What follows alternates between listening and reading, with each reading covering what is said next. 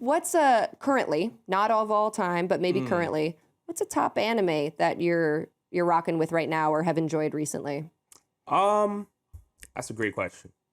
It's a hard question, I know. Or you could, if it's easier to do like of all time, and we want to get nostalgic. What the GOAT was of the tier list that you made, of all. Or the GOAT tier list that started it all. My personal GOAT is One Piece. I don't think I've ever seen. I think when you're talking about the Harry Potters, the Game of Thrones, whatever you want to throw in there, One Piece can go up against anybody. I think it's that great of a story. It's constantly, time and time again, I see people that will say like, it's too long and the pacing is long, and I understand it. Yeah, no. Listen, Marcus, I'm with you. I understand it, but as somebody that became a One Piece fan after I was a Naruto fan, right? And I'm talking years ago.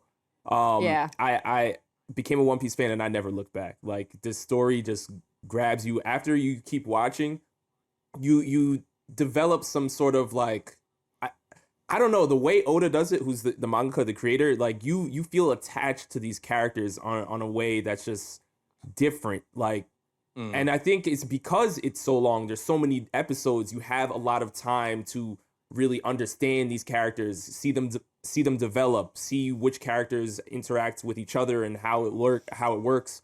And through that, you get this great story that's honestly deeper than what you think. When you try to explain One Piece to people, it's tough to really encapsulate the entire story in just like one sentence, because if you talk about, it's a story about pirates and finding the ultimate treasure, it's way, way, way deeper than that. There's so much going on. There's realistic world issues in it. There's political themes. There's war. There's strife and starvation, and it's so much deeper. And it's just like when I'm reading it, I think Oda is one of the greatest mangaka to ever do it. And it's my favorite story. And you read the manga as well, I was going to ask. Yeah. So every time it comes out, do you get it digitally then, or do you buy the books? So you could even see it on there's Shonen Jump Release or Viz Media that way, but yes. Yeah. Heck yeah. And your passion is it's just jumping off of the screen, I guess, here. Like, your passion for One Piece is incredible. It's clearly jumping right off. Yeah. And it's amazing. And I'm a little red in the face because I made a whole joke last tier list we had where I think I put One Piece as a D just because it was too long. Fuck you, I don't have time for this. Yeah, you threw it to a joke. Threw it to D so fast. I know it's nearly goated, but I'm very embarrassed for that hot take. Listen, but I get it. I get it. It's a long series, but what I always say to people is it's this long for a reason, because there's so many, there's so much that the story, there's over 1,000 characters in One Piece. Like, it's a whole entire world. You really feel like when you're reading One Piece or you're watching the anime, like you're being transported into like a completely different space, because it's like imagine you go to Disney World, right? If you go to Disney World, it's like, how were they able to put it's so different than other amusement parks, right? Because the way they set it up, it's like you feel like you're not even on Earth. Like, that's how like One Piece is in like the anime space. It's like the world building is so massively crafted. It's like you feel like you're not even there. So you don't really feel the episodes as you keep watching, Unlike, well, I would argue, people also think it's the GOAT, and I'm a fan, and it was one of the first animes that I was like, okay, I get it. Naruto, for example. Like, I've watched every episode, all the fillers, and I told myself to do it. I was like, just do it to fully like get it. And unlike Naruto, I feel like One Piece, nobody talks about fillers. Nobody's like, you skip this episode, like, this is like not that important. Naruto is meant to be what it is, and it exists in time as like a wonderful anime that people can love or hate. And then I'm not even talking about Boruto or anything else, like just Naruto, shonen original. But I think as opposed to One Piece, it's child's play. It's just, it doesn't have the character development, like you said, the world issues, the political issues. It's a softer version about a coming of age story, which a lot of animes are about.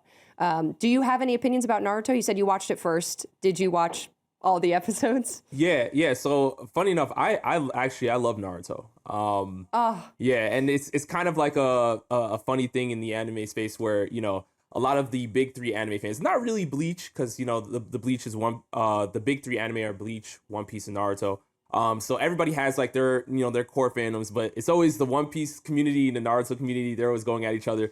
So it's it's a funny thing because I truly love both series, even though, you know, One Piece is my GOAT. It doesn't mean I hate Naruto, but I appreciate what Naruto has done for just anime in general. Like, you know, again, what Kishimoto brought up was another amazing series. People like Naruto and Sasuke are beloved just like Goku and Vegeta. They're up there with Dragon Ball Z. I believe that. So 1,000%. Yeah, it's an amazing series. It's an amazing series. And I'm glad you said that too, because for me, it's, you know, we got One Piece, Naruto. For myself, I had an older brother in you know, the mid to late 90s. Dragon Ball Z is my, that's your top three. That's my number one, because that's how I entered the anime scene. It's the one that I was obsessed with, that I've seen every episode multiple times. But I can't argue that nostalgia plays a huge part in that. For anybody, of course. So I'm curious, when did you first kind of get into One Piece? Was it a part of your childhood that you kind of grew up with, or was it something that you kind of discovered later on? And do you think that nostalgia impacts your goated opinion of One Piece, which I think is a very valid opinion regardless? So I actually got into One Piece seriously like around my, I want to say, freshman or sophomore year of high school.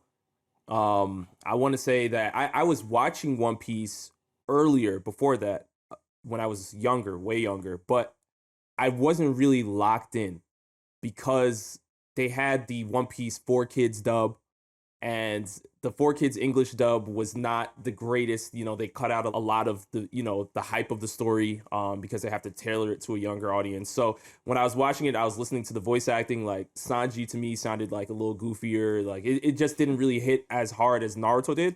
But once I actually, you know, started watching it seriously in high school, and I was into, you know, watching the English sub, and I also watched the Funimation dub a little bit too, I understood that this show is actually way deeper. It's way grittier. There's a lot more to it.